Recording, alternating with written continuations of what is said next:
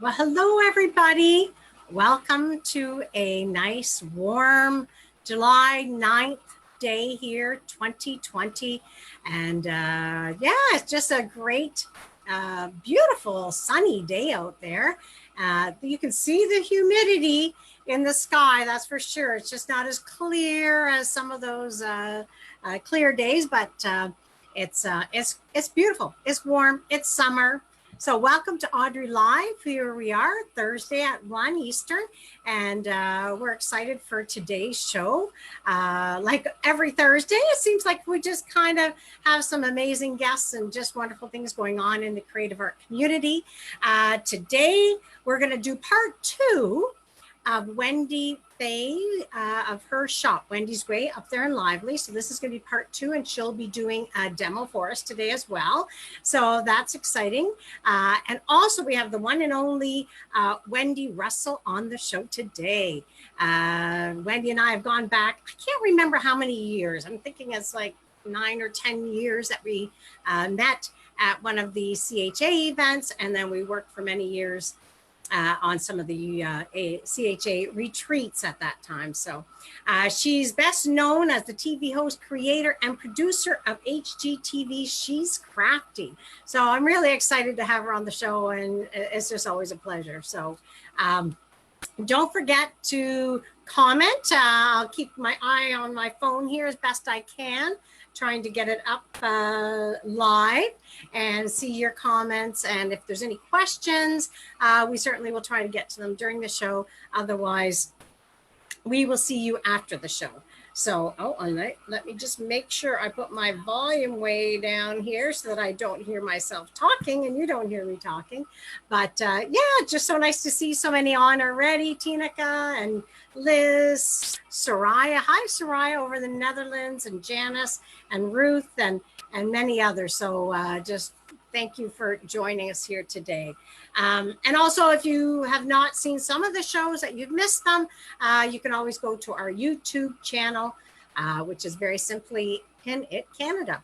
And all the videos are there, and make sure you subscribe and hit the bell, because then you'll get notified when we put our new videos up. And we're doing that quite often. And a lot of the artists that, designers, that sort of thing, that are on our show, we're putting their videos there too for you to view if we're posting them on our show. So yeah, lots there. If you want to, do some projects that they've shown you, you can always go back there and take a look then.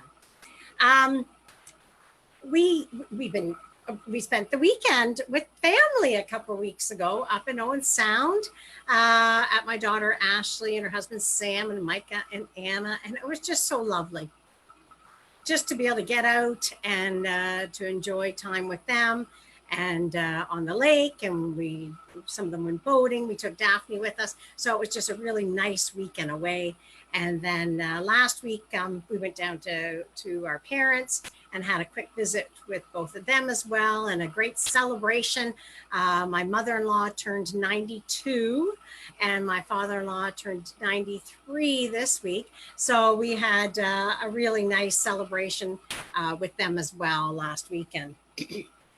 And my BBGs, so that's my crafting group. I've got a group of friends, which a lot of you know about, that they've helped me out with the shows. They were students of mine way back when I first started teaching, and most of us have been good friends for probably about 28, 29 years. Many of you have seen them at the shows. And last week, or this week actually, Monday, was the first time we got together, like in the same spot. We've been doing Zooms every week and still crafting together, but this was the first time we, and of course we were doing our distancing and that sort of thing, but it was just so nice to see each other and spend some time together. So what are you doing? What was something possibly that was special for you? Maybe someplace you went, or people that you hadn't seen for a while. So it's just really makes us appreciate those times and those people in our lives even more now, I think. So yeah, so I think that's kind of neat. So yeah, tell me what you're doing, what you're up to. I see lots more people coming on, so that's great. And I saw something that I thought was really kind of neat. in the news. I have a couple of news feeds that are kind of like good news because we hear so many bad news stories. It's just kind of nice to hear something good.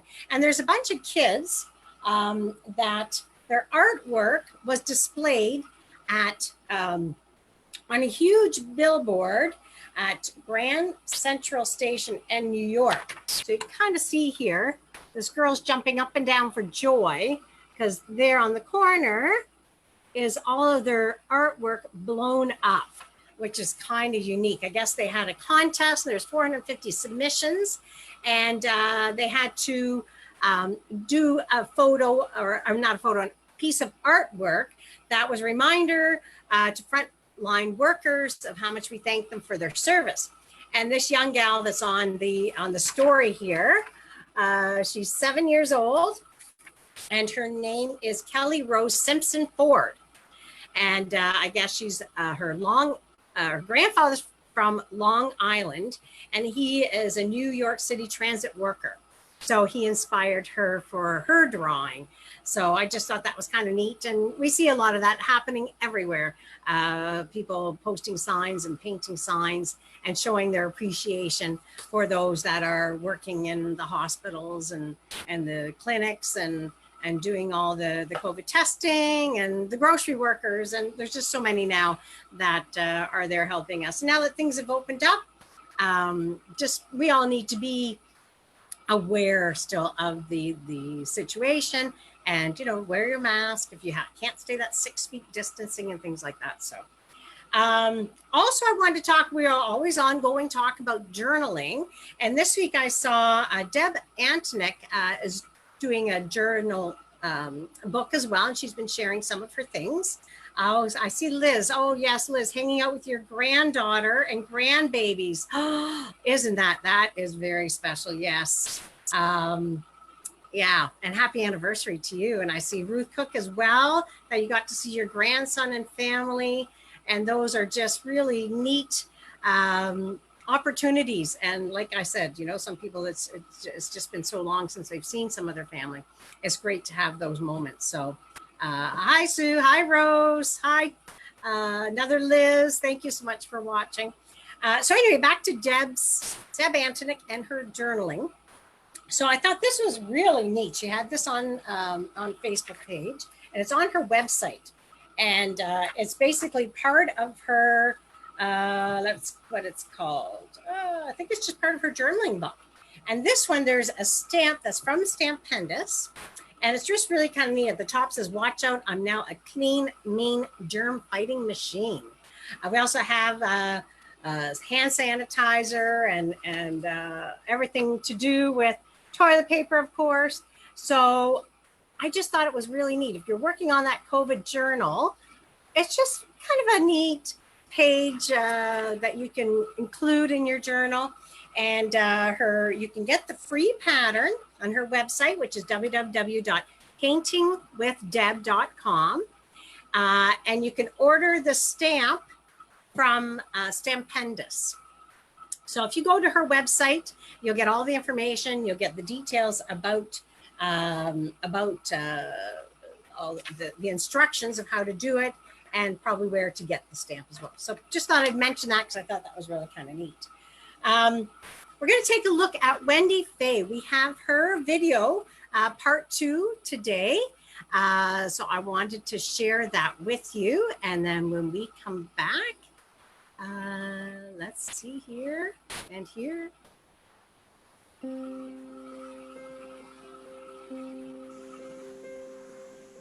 Hi, welcome to Wendy's Way.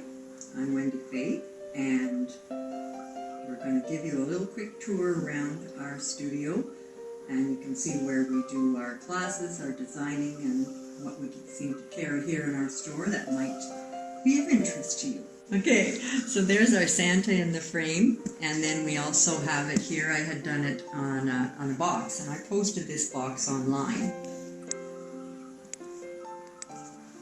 That's our Santa.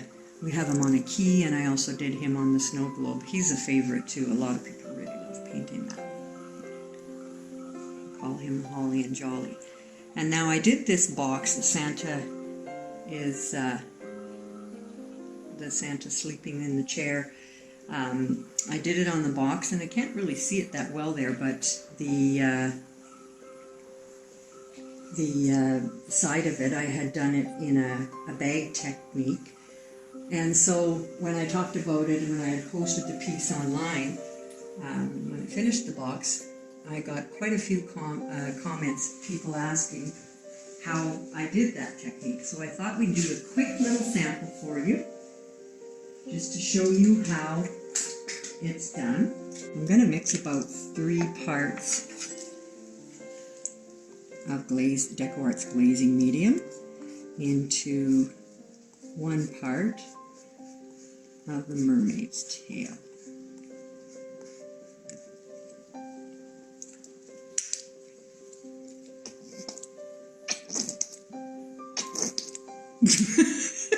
And that's the paint for sure. So we're going to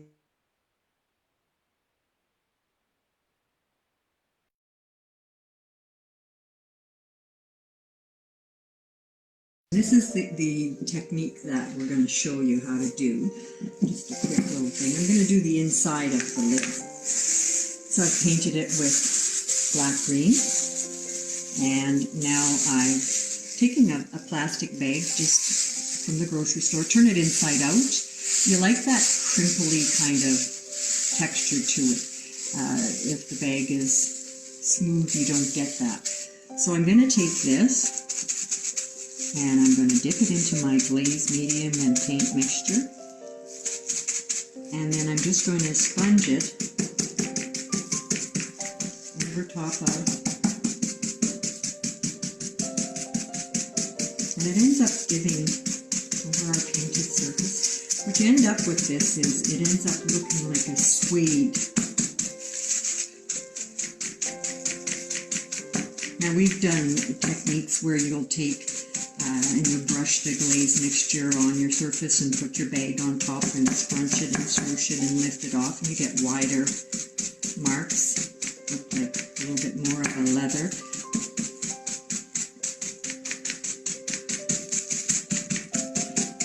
And the glaze medium actually helps it be a little bit more transparent. So as it dries down, you're going to have this look. So that's just a quick little showing you how you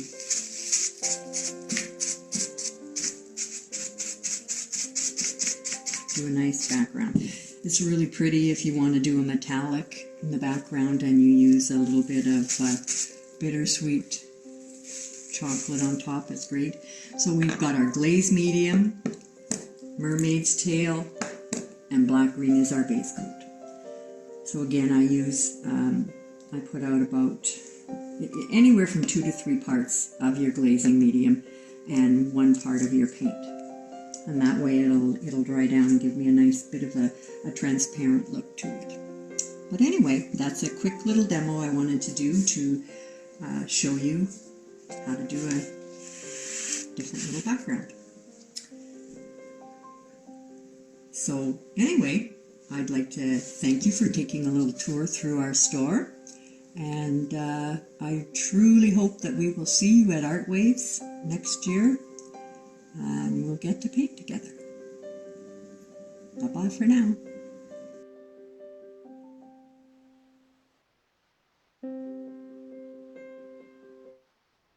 Thank you, Wendy. That was wonderful. So great to have her part of our show, even though from afar. Just, yeah, kind of unique to have different people come on the show and be able to see what they're doing. So thank you, Wendy, and go and check out her shop as well. If you're in the Lively area, which is just outside of Sudbury.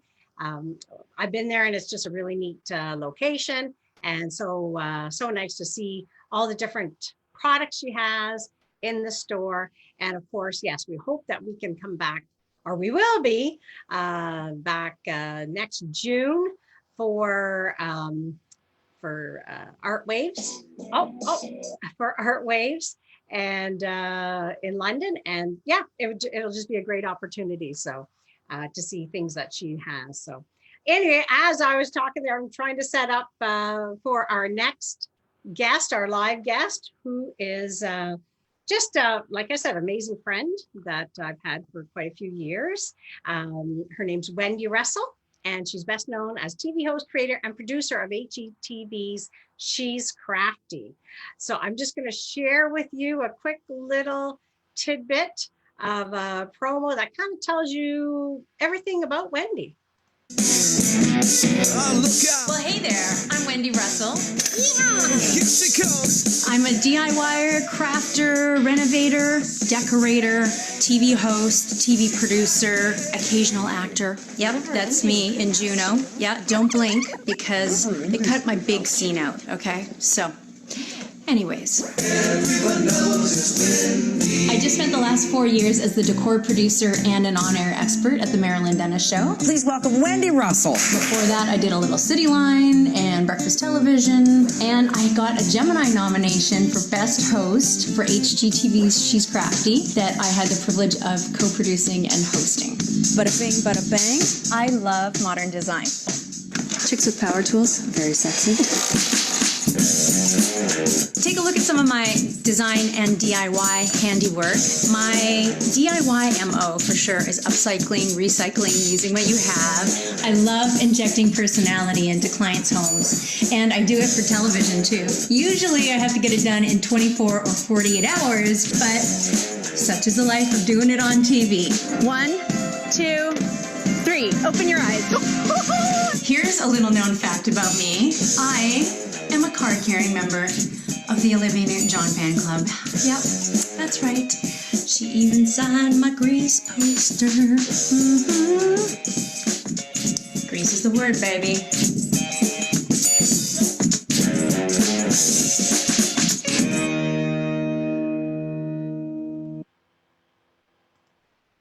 So I'm really excited to have Wendy join us today. Wendy teaches students and adults across North America to use their creativity, and currently you can catch her on City TV's City Line as one of their regular guest experts. And hello, Wendy. Oh, you're muted. Unmute yourself. There we are. There you are. I was going to say, you were awfully quiet. That's not. I know. That's not me. That's not me. Welcome. Thank you so much for joining us today. My pleasure. This is so much fun. And you're outside there in the. I am literally, as we speak, my drywaller is inside, sanding the entire house. So I have to sit outside or I will be covered from head to toe and probably not safe. So I'm out here. So you must be kind of melted. Is it warm there as well? Oh yeah. Yeah. Oh, yeah. I think we're going to hit about 40 today as well. So with the humidity, with the humidex. Awesome. Yeah. Good. So tell us just a little, I know we saw your demo there. Yeah. Just tell us a little bit about yourself. What else can you tell us? Okay. So when the TV show was 10, 12, 11 years ago. So that was what most people know me as, but now, I have sort of transitioned. I did a number of years as a TV producer. So I worked at the Marilyn Dennis Show, and I was at CBC for a season on their lifestyle talk show called The Goods. And then I really transitioned. In my heart, I wanted to speak to high school students about creativity. And I had a speaking career when I was an HGTV host. So I would go to home shows and I would, stand on stage and talk about the latest decor trends and, how to do DIY projects for your home and that kind of thing. And I loved that connection, but I realized what I was missing was I wanted to reach out to high school students because it was such a critical time in their lives where they're about to transition into adulthood and they've got all these great things that they love doing as kids. So I want to make sure that they take that into adulthood with them. So, I call it, I say everyone's born a genius and more importantly, a creative genius. So it's taking your creative genius into adulthood. So I've been doing that. And keep ending up renovating houses. So this is my new Crafty. I'm fully a renovator right now. I have been in Prince Edward County for 2.5 months, renovating a duplex. So I am out here physical distancing and slightly quarantined in the countryside, as you can see. So Just with all the workers there. yeah, I have to separate them. So we keep, it's a slower renovation this has been, because you have to bring them in stages, so there's not too many people in the house at a time. Yeah. So trying to do awesome. that. Awesome. Well, I'm just going to turn my light on, but I just realized I forgot to turn my light on. I'm like, okay, I'm kind of dark over here. Oh, gotcha. But while I'm doing that, you can maybe tell them when did you start all this? Like when did you realize that you were creative and you wanted to start a creative journey? Sure. Yes, I will start with the fact that it's my mom and my grandmother's fault. I'm just teasing, not their fault. They are incredibly creative. Or my grandmother, she lost her husband when my mom was 4. So she had to be really thrifty, really resourceful. And back then in the 40s and 50s, everybody used what they had, and they recycled and they upcycled. And so they were the originators of, recycling and repurposing things. So I learned that from my grandmother, and that got passed down to my mom. And my mom had us crafting, since I was, this big, always doing creative things but interesting things, and usually using things that were already in the house. She wasn't too big on, buying all the fancy things. So it was like, here's some paper towels and some glue and some crayons, go, so yeah, from see what you can make, see what you can come up with. Yes. So that was part of it. The other thing was that when I was 8, I saw Grease, and you saw in that little clip. Yeah.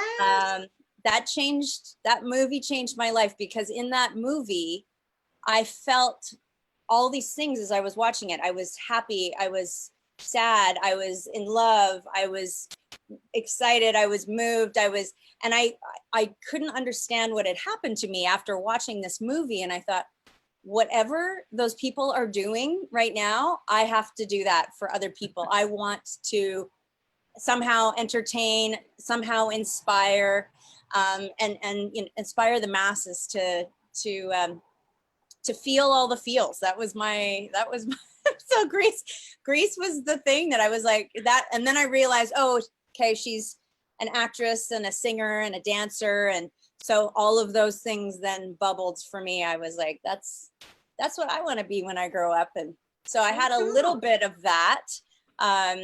Coming out of high school, I got an agent when I was in grade 12.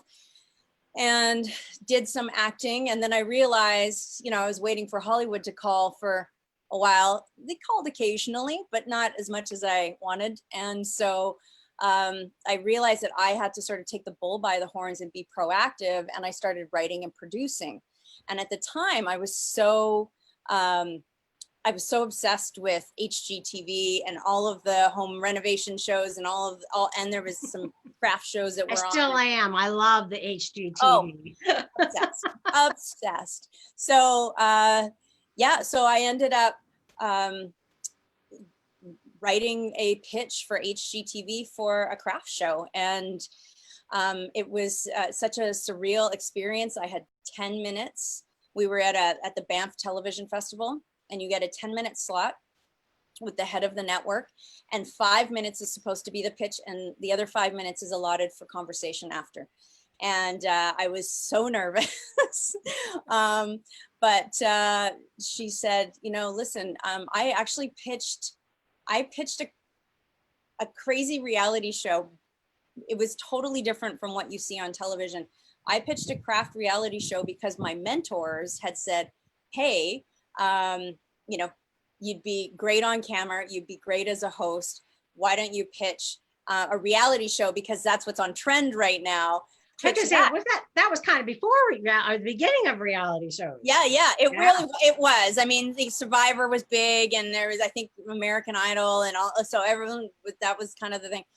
And I was like, I don't know if I want to pitch a crafty reality show, but okay. And you know, following again the advice of my mentors who were longtime television producers, and I pitched HGTV, and she said, you know, I don't know if our viewers are going to want a reality crafting show. And I was like, okay. I was like, here comes the bad news.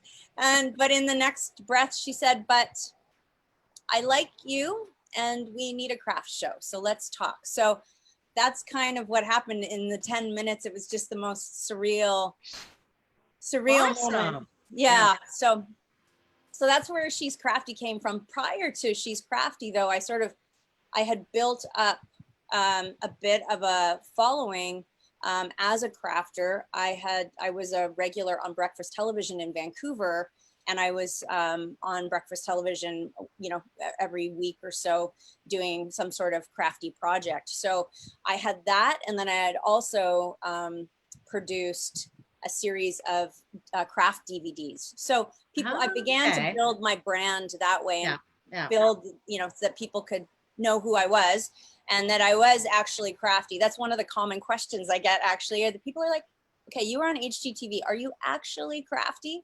Because a lot of people, let's be real, there are a lot of people that host television shows that aren't necessarily, you know, that wasn't crafty. Their thing. So, so who knows? But yes, that was all me. So. Well, I know you're very crafty and creative because I can remember back, and I was trying to remember when our journey started. Yes. And I don't know how many years ago, but I know that we were it was Paula Jones had a CHA business educational day of some sorts. It was in Toronto, and I think you were like the guest speaker, or you were speaking at it, but then you were sitting on my table. Had we not met before that? I don't know. Oh, I don't think so. Wow. I feel like I know. Because that day is vivid in my mind, because then I can remember we really hit it off, because then, and I had to travel back to London that night, and you were just in Toronto there. But you said to me, do you want to just grab a drink and a quick bite to eat? Because we really didn't eat, and it wasn't like we had lunch, but there was no dinner included. I'm like thinking to my mind, oh, I've got like this 2-hour drive home, and I really just want to get home, but what the heck? Yeah, you know, like, let's go for dinner. And the rest is history. And then we started doing the retreats, and we were part of the CHA executive together. Yes. And you were helpful with me with a lot of decision making with Pinnock Canada. We had a couple of meetings with that, so which I always are very thankful for you for that as well. So yeah, but the year, I don't know what the year was, whether it was 2013, 2014, but anyway, that's besides the point. But. Yeah, that's so funny. Okay, maybe then I knew of you before that, or I just feel like we've known each other longer. Yeah, totally. Yeah. Anyway, so today we're here to talk about unleashing your creativity. Yes. So what is that all about? Especially, like you said, during a pandemic, during COVID times. I think this is actually, you know, when this first hit, I have to be completely honest. When we were first hit with this, I was actually angry. I had just gotten on a bit of a roll with my speaking career at schools, and I don't like to say the word angry, but I just felt like I was just getting that going, and I had just booked 5 schools and some leadership conferences, and I was supposed to speak in Princeton, New Jersey, and a couple other great spots, and then everything got canceled, and I was like, oh, so frustrating. But then I sort of switched my thinking, and I thought, you know what, this time is actually a gift. This time is a gift where we can do all the things that we don't usually have time to do, or, you know, and don't have time to sit down and try. And so there's a lot of that all over the internet for the last few months, where people are encouraging, you know, everybody's getting their houses organized. Everybody's going through all of their things. Everybody's like, oh yeah, look at this dusty guitar I have. Let me pick that up again. So I just think it's this beautiful time. And here's the thing. I mean, let's be honest. We're still in it. I think we all thought that once summer came, we were going to be, you know, everything was going to be, you know, all done. Back to normal. Yeah. Back to normal. But and now we're being told that we have to assume everybody has the virus, you know, on some level. Like, that's why we're being told to wear the masks and still to do the physical distancing and stuff. So, you know, so there's no other time like this in the history of the world. So that's why I think it's the perfect time to get back and listen to that 8-year-old that's in there somewhere that wants to get out and have some fun or try something. So my first thing, so I wanted to share 5 things with you on how to kind of, you know, have fun with this time, this odd time that we're all living in. And the first thing is to find your thing, or what I like to call your creative genius. So having that hobby, or, you know, is so underestimated. And there's some people that absolutely have no idea what their creative genius is. Yeah. And when I say creative genius, I don't mean that, you know, you're going to pick up a paintbrush and be the next Picasso. It's not that. You know, there are so many examples of creativity. You might be a physical genius. So maybe you're great at sports or playing an instrument, or, you know, or you do love crafting or creating or building or whatever that is. Some people are business geniuses. You know, there are so many entrepreneurs out there that have, you know, the internet is full of so many amazing creative ideas. Maybe there's something that's kind of been in the back of your head and you're like, you know what, I think I should give this a try. So that kind of stuff, like, wrap your head around that. Some people are emotional geniuses. So, you know, philanthropists like Maya Angelou, and, you know, even Zuckerberg, you know, and Bill Gates, all of those people are using their genius and their, you know, their resources to, you know, to make the world a better place. So this is not, find that thing that makes you happy, or that you can absolutely challenge yourself, or absolutely. Yeah. And the thing is, you know, it's not the key. Here's the key. You need to be totally detached to the outcome. And I'm saying this because I need to hear this message over and over again. I have to keep reminding myself. I have a problem with trying something new and not being awesome at it the first time I do it. So I really need to give myself a break. So I'm passing on the message to everybody. Yeah. Give yourself a break, detach from the outcome, let yourself be terrible at it. But that's what makes it fun and freeing and creative, because there's no pressure to be brilliant on the first try or the first 20 tries. I went back to dance class after stopping for 10 years, and I thought I was going to be awesome. I was like, I'm sure, of course, I'm going to dance again like I did when I was 16. I've done it before. And that was a rude awakening. Yeah, I did it 10 years ago. It's like riding a bike. It's gotta be. No, it wasn't. And I really beat myself up about it. And I, you know, jeted across the floor and bumped into somebody who just absolutely side-eyed me. And I found out later she was an instructor at the school. And I just felt terrible about myself, and that I couldn't do it anymore. And I walked home and I cried my eyes out, and I was like, oh. But there was still something in me that went, but you love it and it's fun, and so give it another chance.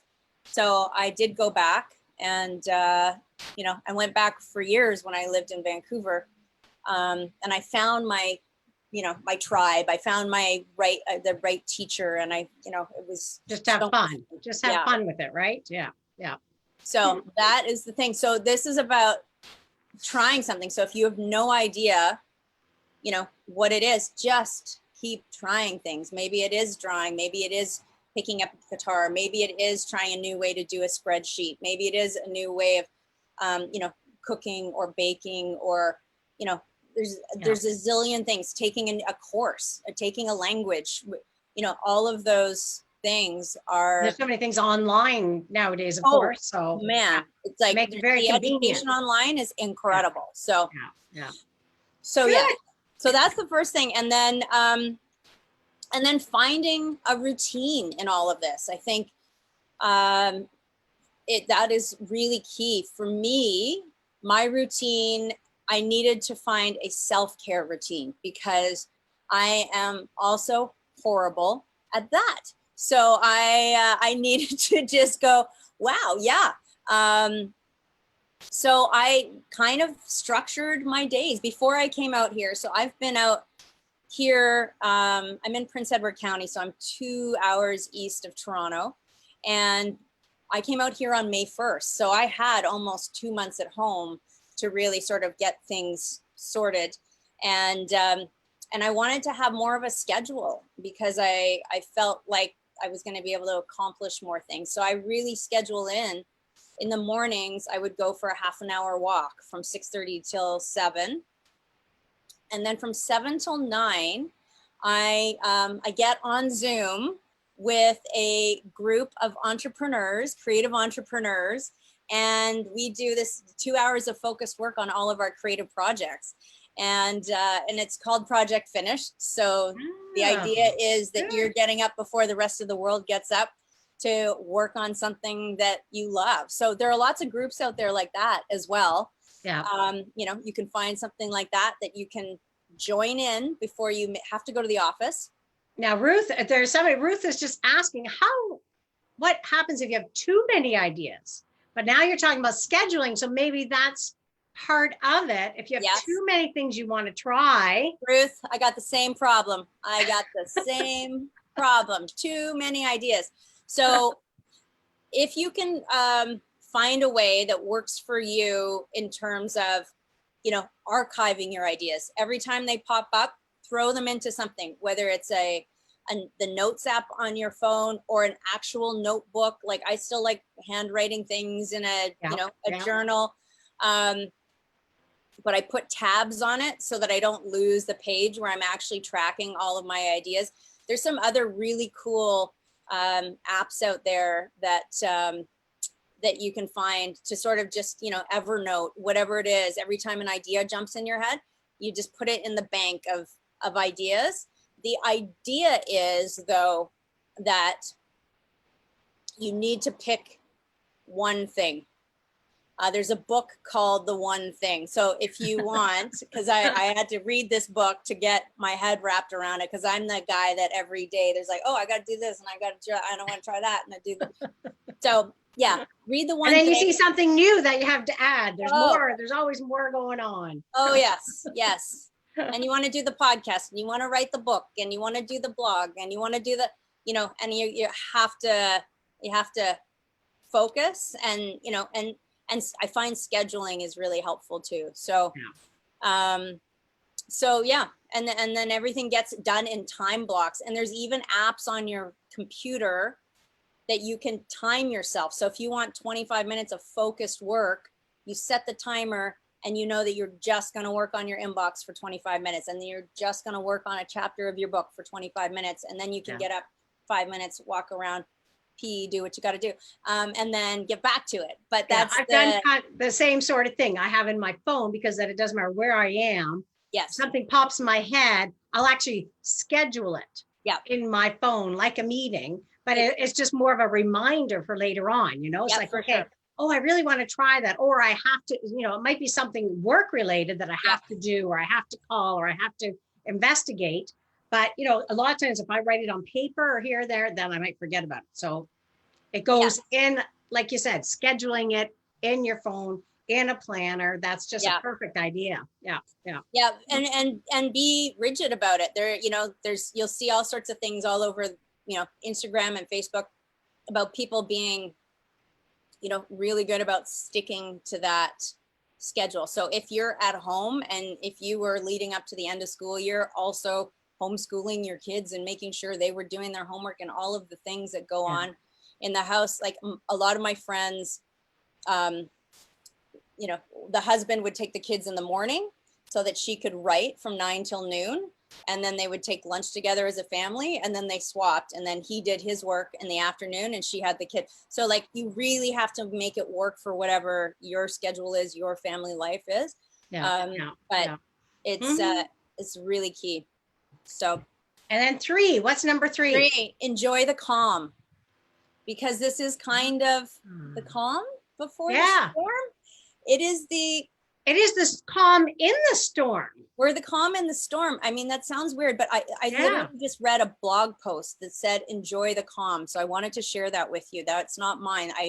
It struck me because I was like, oh yeah, I guess it is, because this is a time for us to be able to, you know, reflect on what's really important and try new things and get the house organized, all that stuff. But you know, you're not necessarily sitting in that rush hour every day, losing those hours going to the office or whatever it is.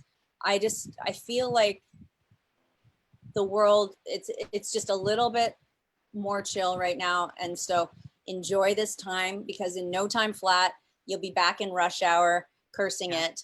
I think so many of us are in that situation where like my schedule was just jam-packed. Yes. With places I had to go, places I needed to be. And then all of a sudden your calendar was empty. And you can't go anywhere. No. Yeah. I mean, now it's filling up again because you just find something else to fill it with. But yeah, it's definitely a time just to sometimes to reflect on, on life. And 4 is kind of goes back to finding your thing. Allow yourself to suck at something. For me, I watched an interview with Neil Pasricha, who does, now I've forgotten what his book is. Oh, it'll come to you. Yeah. Anyways, it's about, you can look up Neil Pasricha. He's written a number of books. I want to say it's on happiness, but it's something happiness. Anyways, he was interviewed about meditating, and he said, you're supposed to suck at it, because that we think that we're supposed to be awesome at it, but that's the only way that we actually know what our mind is doing. Is that it's like, it's fighting me to not chill. So you know, we also think that it's supposed to be silent, but meditation is painting, is running, is playing the guitar, is cooking, is watering the flowers, whatever that is, that you have that moment to give the 100% presence and focus, that's a meditation. So sort of taking away all those things of, I have to sit here and do nothing for an hour is craziness. No, it's anything that you can be completely 100% present with. Maybe it's painting a wall. Like my husband, he loves to paint. He will roll the paint on the walls, and that's a meditation for him. So and most people hate painting walls. We'll just call your husband over. Yeah, sure. Although we've upgraded a little in the last 2 houses. We bought one of those paint sprayers. Oh. So that's taken it to another level, and it makes the job so much quicker. Oh, I can't believe how fast it is. And the other thing is, take the time to write yourself a letter to your future self. We often like say, you know, what would I say to my younger self?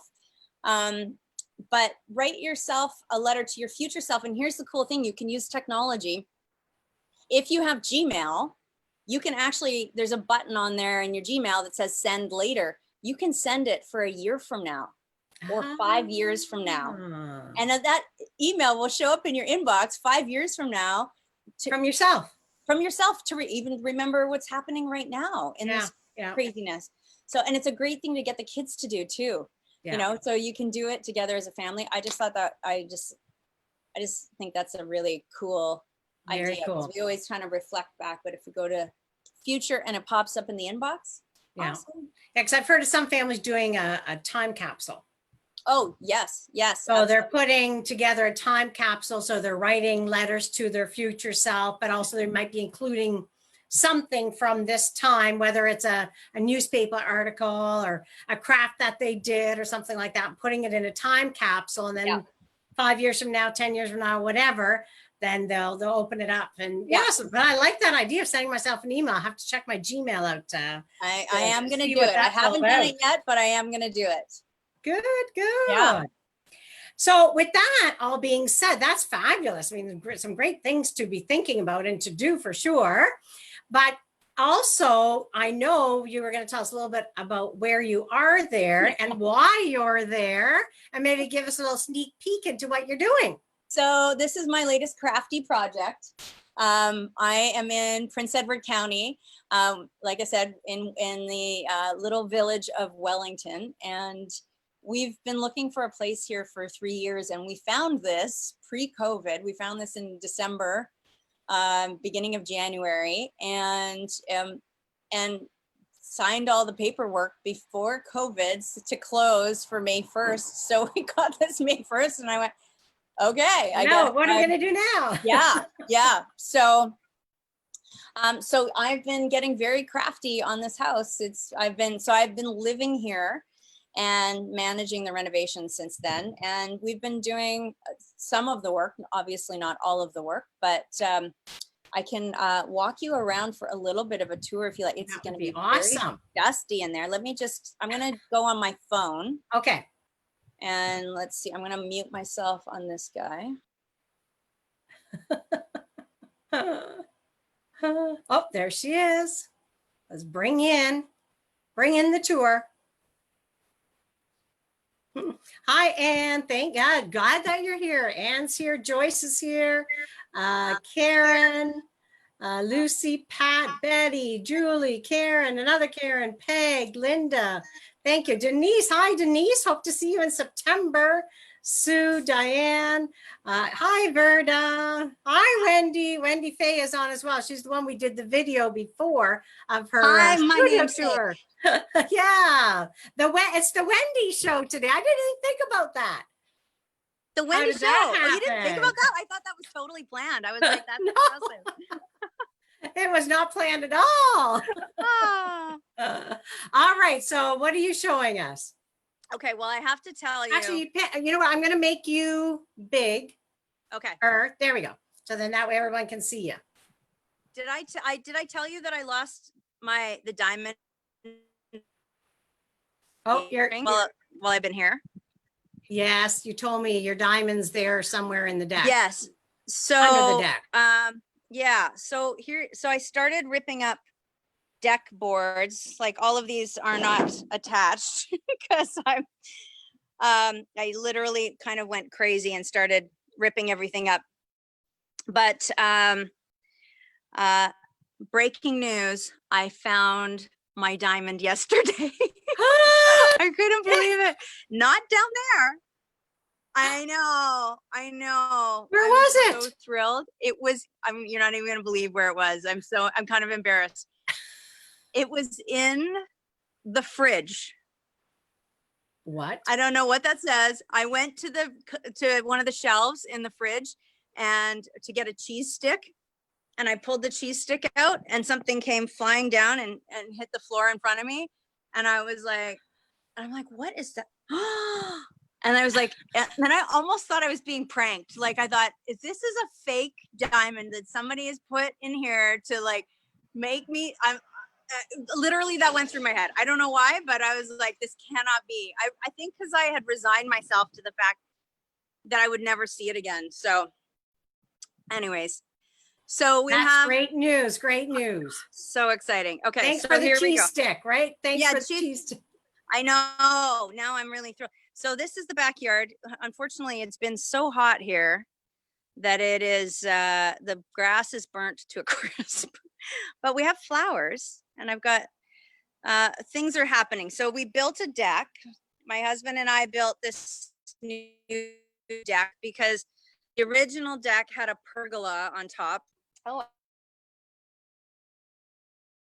So, there was a pergola and it was so rotted this whole thing. So we put this new section of deck on there. So that was one of our Crafty DIYs. The other Crafty DIY is,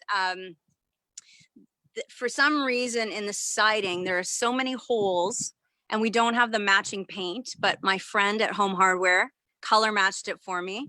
So I'm gonna fill all the holes and paint. So that's another thing that happened. And then I used the cedars, as that's gonna be sort of a divider between the two units. So this is one unit here, there's another unit on the other side. So rather than putting up a fence, we're just using the cedars in recycled pots that we had as a little divider there. So that's that. Are you hearing me okay, or am I frozen? Nope, you're fine. You were frozen for Okay, a second good. there, but you're fine. So I'll Okay. just let you talk. Okay. Because if I talk, then I kind of take over the screen. So I'm muting myself, but I hear you. Okay, so welcome to the dusty, dirty craziness. But the exciting news is the IKEA kitchens are here. So we have stacks and stacks of boxes to assemble that we're gonna have to do. And so this weekend's project is going to be painting. Look at the drywall dust on the floor. This is how dirty it is in here. I want to show you, we're kind of proud of this. I want to show you, on the weekend, we installed this pocket door, which we were kind of nervous about was going to be just really difficult to install, but we kind of love it. And it just adds some detail to this room, because this room has this house has no architectural detail whatsoever. So it's just a cool way to add something fun to the room. But yeah, we're still under full construction here. We are this used to be a small bedroom. We added this wall and it's 2 bathrooms up here now. So that's another thing that's happening. So Now I thought that was neat because it's one bathroom is for this side of the duplex and the other bathroom is for the other side. Yeah, so yeah, that's right. So the entrance for the bathroom for the other unit is on the other side. We had to cut a hole through the wall to get to it. But because they were 3 units. They were 3 bedroom, 1 bath before. And now they're going to be 3 bedroom, 2 bath. So that's just a little sneak peek. Oh, I was going to show you what I did to the front too, just because I'm all about symmetry. My mom studied interior design in school, and I studied a little bit of it. I didn't finish a program, but I started studying it before I moved back to Toronto, and love me some symmetry.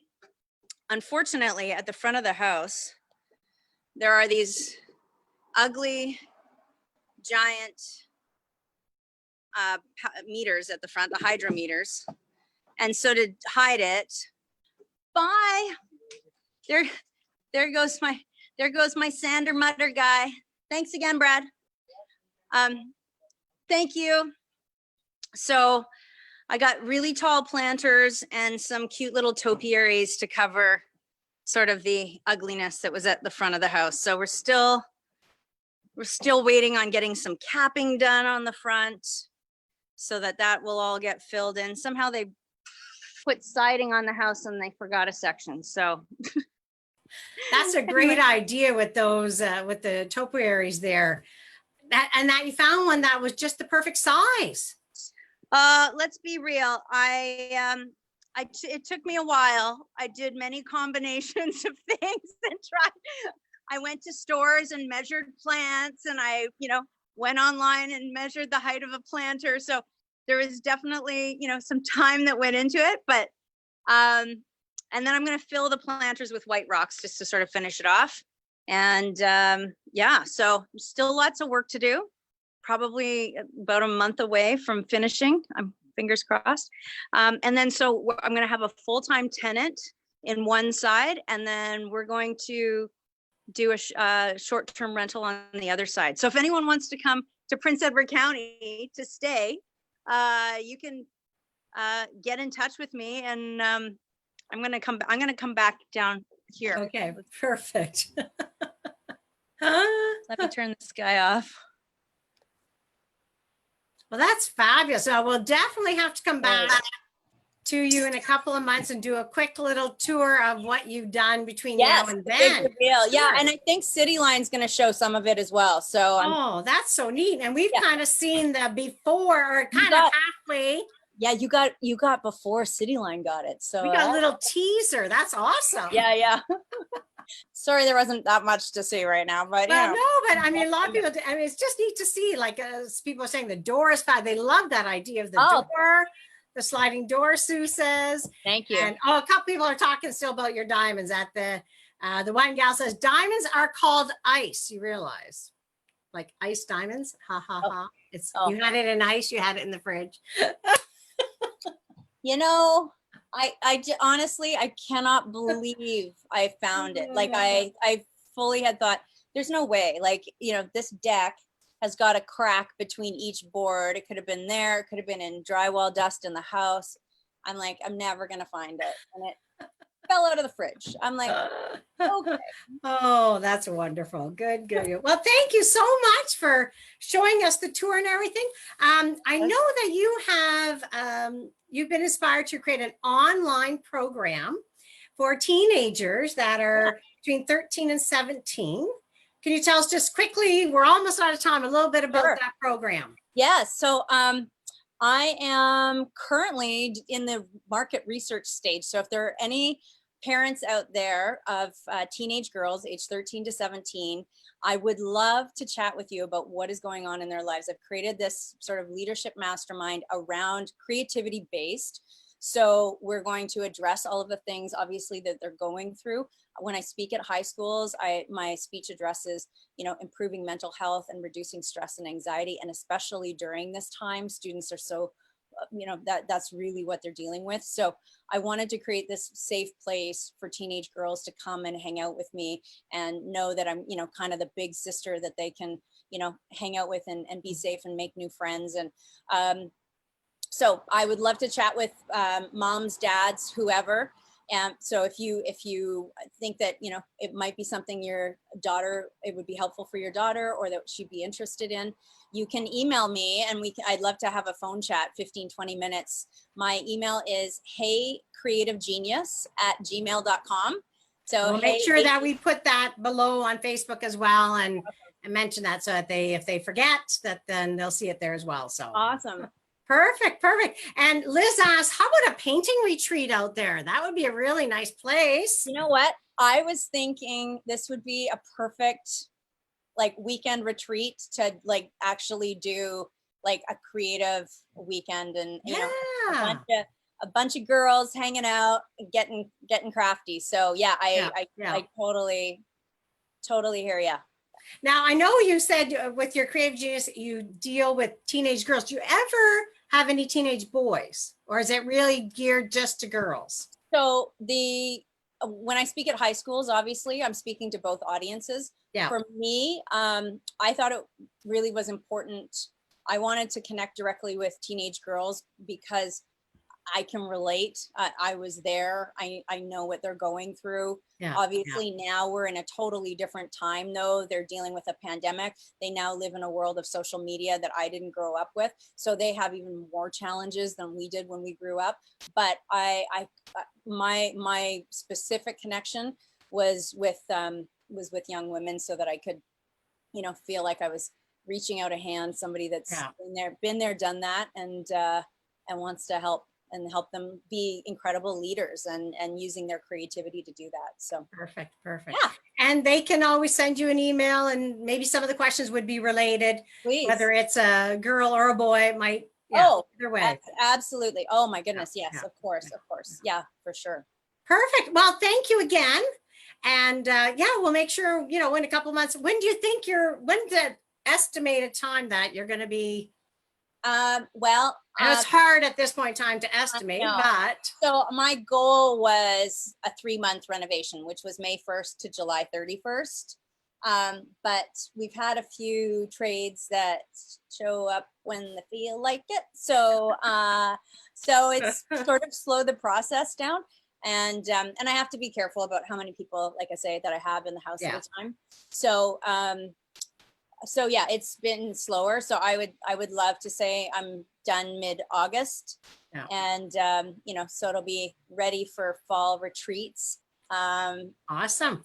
Well, when you're almost there and before somebody moves in, let us know. Oh, and yes. we'll have a quick tour again. Sounds That would good. be awesome. Sounds good. All right. Well, thank you again, Wendy. And everybody's just so happy that you found your ring Oh, or your diamond. And I am too. It's actually, I'm so relieved for you. I just can't even. Thank you. Thank you, everybody. I know it's just, it was devastating when it went. So I did this like super low, and then I found it yesterday and I'm super, super high. I was like, that's awesome. Perfect. Yeah. All right. Take care, Wendy. Thanks, Audrey. You're welcome. Take Bye. care. Yep. Bye-bye.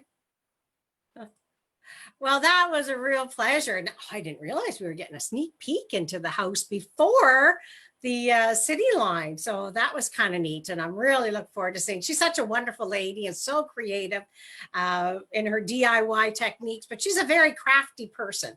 I've sat beside her at some retreats, and I always like sitting beside her because she's got some great ideas. Like I would just do it the way that the instructor's telling us to do it, and she always does it a little differently, which is kind of neat. I quickly just wanted to mention as well, just something to think about, to chat about. Where's that paper for next week? Online classes. There's a lot of online classes going on right now. How do you feel about online classes? Are you taking an online class? Are you enjoying it? What are the pros and the cons? I know that there's a lot of like live Facebook demonstrations, but an actual class, like a Zoom class. I know Sandy McTeer, I've seen a few things that her and Chris are doing an online class through Zoom, and Sandy is doing her own as well. And also Lynn Andrews, I know she was doing some. So if you know of anybody else, let me know. Especially in the creative industry, of course, that's where we are. So just would be kind of neat to see who's doing creative classes online, Zoom, that you can like register for the class and you're actually painting with them or doing a scrapbooking with them or mixed media or creating. And yeah, what are the pros and cons? Do you like it? So yeah, let's just keep the conversation going. And thank you again for joining us this week. Next week, my guest is the one and only Jilly Bean, Jill Fitzhenry. And I have loved Jill for years. I can remember when I was just starting my painting teaching career, I would go down to Vegas and take classes, and many of my Santas are Jill's Santas because just loved it. So anyway, she's going to come and talk to us and show us glass painting made easy with Jill. She will share lots of tips and tricks to make your painting on glass more successful. So that'll be next week, Thursday at 1 on Audrey Live. Thank you again for joining us. And if you haven't, someone just said Carol Craig is doing Zoom classes also. Thank you, Linda, for letting me know. We'll make a list of them because, I mean, if you're interested, it's kind of neat to look to see who's doing these classes. And, you know, once you've done one, whether you like it, didn't like it, that sort of thing. So anyway, thank you for watching. And if you haven't been able to watch all of our shows, make sure you go to our YouTube channel, Pin It Canada, and subscribe. All of our previous shows are there, and a lot of the little videos that we've been showing as well from a lot of our different designers and studios and shops. And yeah, we just look forward to having you back with us every week. So sorry we went a little bit longer, but I know I wanted to get in that tour from Wendy, and the conversation was just fabulous. So yeah, take care of yourself, take care of each other, and we'll see you next week on Audrey Live. Bye-bye.